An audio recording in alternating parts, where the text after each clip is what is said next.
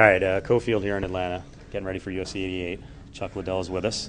No phone, huh? My brother's got it. All right. I wasn't going to talk to you with the phone on. I usually the workouts. I don't work out with the phone. That's one time I don't have my phone. When I'm working out, I don't have my phone. I've never seen you without the phone. It's supposed to be a workout. So. You worked hard today. Yeah, I worked hard. Yeah, a lot of jaw work. Yeah, media workout. Yeah. All right, guys. Are you antsy? Because I see people don't realize Chuck with this phone, and I'm sure he's had like 9 versions of it. It never stops. Yeah, You're texting all the time. I know. John says if they'd let me, I'd text between rounds. Seriously, how many different people do you think you text every day? It's got to be at least 20, right? Maybe 50? More than 20 for sure. Yeah. A lot more than 20 probably. But yeah, I go through a lot of people. So the coolest people, like for the casual MMA fan, the non-sports fan, who are like the 3 or 4 coolest people you've talked to recently on the text? Coolest people? Yeah, on the text, like big names, athletes. Jeremy Piven. Oh, okay. Shannon Elizabeth. Oh, really? Who else? I don't know. I love it. All matter of fact. Yeah, Shannon Elizabeth, Jeremy Piven. Anthony Robbins, yeah. Shane Victorino, baseball player. I know who he is. Yeah, I do sports talk, so I'm pretty Just familiar with checking. that. On the Just Phillies, sure right? You looked at me like, what? No, I was a little surprised. What's the Shane Victorino connection? Melissa Smith used to work for the UFC. All right. Very nice. All the big names. Brad Penny. Brad Penny, we know, is a big He was at MMA our workout. fan. He was at our workout the other day. Okay. He's a heavyweight. Yeah, he's a big boy. He's a big guy. Anybody else? No, I think you could name like hundreds. I think people would be. I don't know. Lorenzo Neal the other day. Oh, really? Lorenzo's a good friend of mine now. All right. You're I guess you're buddies with some of the Chargers too, right? We were down at Chargers camp. Yeah. I know he was. Yeah, of course. You want help? Ex-Charger. I understand he's out of the NFL. Yeah, I follow the NFL. A lot of those guys. I used to come down a lot. You're friends with Kasim Osgood. Yeah, it was Kasim Osgood. I saw that, right? What's the connection there? Cal Poly. He Okay. originally played at Cal Poly. All right. Met him through there. I've known him for a long time. All right. Do you care about Cal Poly football? See, even I do follow it closely enough. They won. They won, yeah. San Diego State. Yeah. Look at you. Good job. Very nice. Very nice. 29-27. Anything else? No, I saw that they wanted a field goal at the end of the game. They got a rough schedule, though. Yeah. Did you look at the schedule? I didn't look at the schedule. I don't really care about Cal Poly. It's Division IX football, but you know. McNeese, it's Division I AA. I know it is. McNeese State. They got Montana's at home next. Ranked 5th or 6th. Okay. So I keep track. Good deal. I played for him. But believe me, this guy's so busy. You can see him on the web all the time. Tell people about the website, because I got a couple of comments on the website in a second, but it's MMA Jacked, right? MMA Jacked, yeah. All right. Okay. And you're using that to, you got some different things you're releasing in terms of a line of, I don't know what Iceman RX is. What is it? Yeah, it's a supplement. Okay. Pre and post workout supplement, yeah. And people can go up there. I think you have a contest right now too, right? Yeah, we have a contest on there too, yeah. All right. Which is nice because don't they win a trip to your big fight in December, which would mean that you have to win this one? Well, I don't know if it's my fight. They're winning a trip to that fight, whoever's in that fight. So, all right. But because they're doing a giveave there. All right. With MGM and stuff. So. All right. No. It'd be really nice if it was my big fight, but we'll have to see. That's not even guaranteed if I win this fight. So.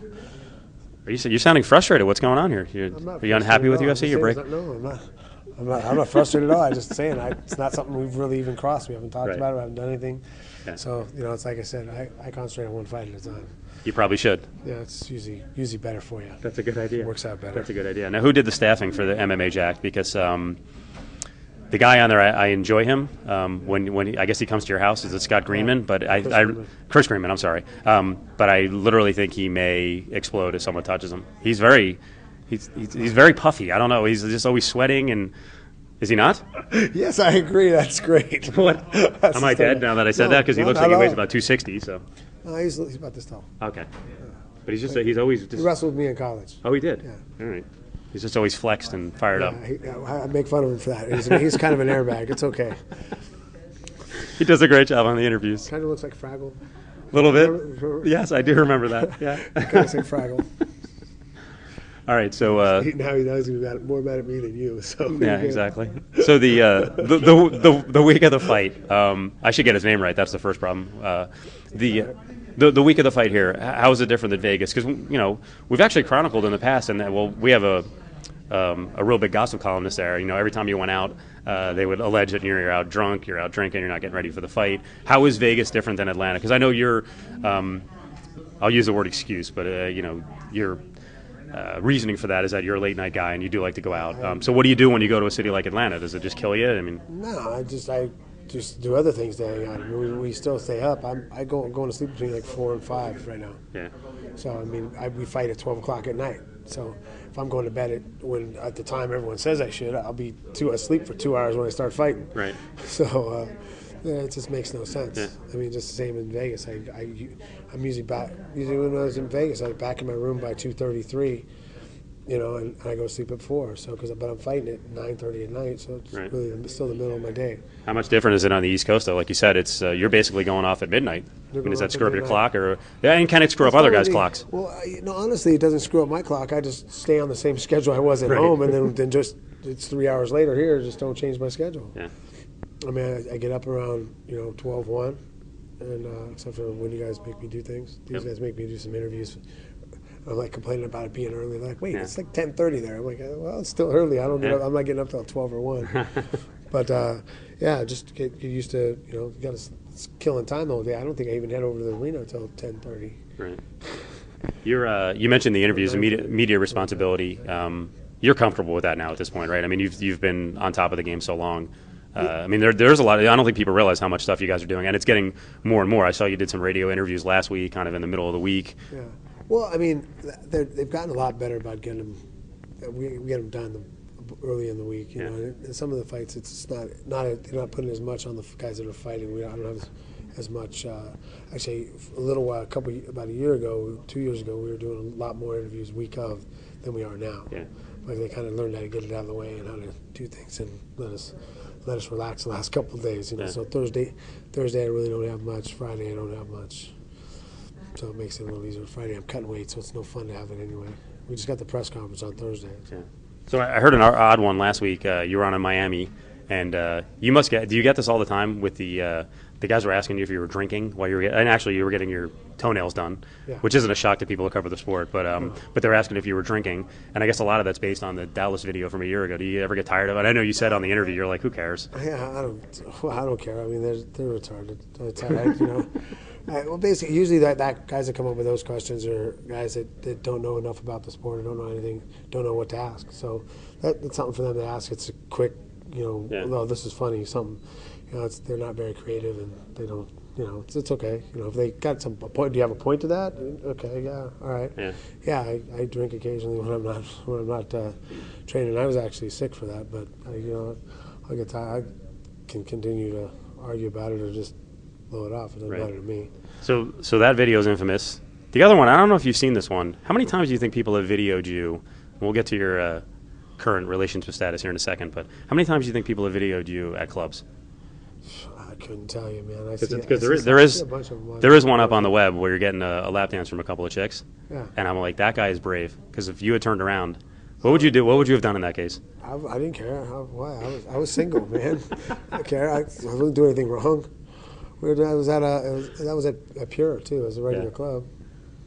So people are free to video you anywhere. I prefer they didn't, but why would I get? I'm not gonna lose my mind over it. It's like I wasn't ashamed of what I was doing, so that's all right. All right, so I don't know why anyone wants to see it. It wasn't that exciting. I think it's every man's dream. You're getting a lap dance from two chicks. Yeah, it was all right. And then you're living every man's nightmare by getting engaged. I don't know what you're doing there, but she must be nice. Obviously, she's nice. Yeah, she's very nice. All right. It just kind of happened. Sort of. It just happens. Is that the way it works? Yeah, it's just I wasn't looking for a girlfriend or anything, but it just kind of worked its way out. So. All right, real quick, we got to break down the fight. We have to get to it. I know. Damn it. Yeah, the injury's totally healed up, so we don't have to talk about the hamstring. Rashad is a fighter, kind of I guess a little different look than some other guys in the past. I mean, you face wrestlers, but every wrestler is a little bit different in terms of their technique. Yeah, he definitely has a different shot than most of the guys I've wrestled. He's a little more of a lower shot. Real athletic shot. Yeah. And I think a little more in terms of athleticism and stand-up skill than maybe your traditional wrestler, who maybe is a one-trick pony. I don't think he is. Yeah, no, he's able to move his head real well and throw some punches. So it makes it a little more interesting. All right, we got to finish up asking about the big news yesterday. Your buddies with Reddy Couture, you fought him 3 times. pretty cool that he's back. I'm glad they buried the hatchet. I'm sure you are. And the other cool thing is they make a match that already on the internet and really just casual sports fans, the debate is insane. You know, how can Lesnar get a fight like this? You know, is Randy too small to fight him? I think it's going to be a major event, cool event. Yeah, it's big press for him. It's good. I mean, it's a good fight. I mean, and I've had that question already, and I just found out this morning. Actually, I saw it on ESPN, to tell the truth. But I'd heard some rumors about it. But everyone keeps asking me the same thing. How's he going to? I'm like, well, he's going to. Does he deserve the shot? I don't know, but at least it'll prove he deserves to be there. I mean, if he beats him, it shows he's got nothing to lose. Yeah. So, last one. Explain to people why he's not just a guy who's in his third fight getting a title shot. I mean, because people look at the record and they're like, "This is ridiculous," but it's like almost like tough to explain to him. It's hard to explain, but it's one of those things. People want to see it. I mean, it's a promoter people want to see it. He's got a good college wrestling background. I think that he's got a big experience gap in switching it over to MMA right now. So, and that's going to be the hard part. I mean, he's a big, strong, athletic guy, and it's his last fight. Even though he was fighting a guy that is tough, but he was able to overpower him, and you could see a lot of holes in his game for now. I mean, he's working on them, but a lot of holes in his game as far as finishing an opponent, as far as damaging an opponent from when he had him against the cage, a lot of those things. And hopefully, he's got some good coaches right now. He's working with Eric Paulson and some people, so maybe he can fill this up, and this should be an interesting fight. I mean, Randy's had some problems with big guys in the past, but those are really good jiu-jitsu guys and he was doing fine until they took him down. So. All right, good luck. You can see you getting the shakes. Get to the phone. I know you got a lot of text to answer. You got hundreds probably. Yeah, all right, thanks, Chuck.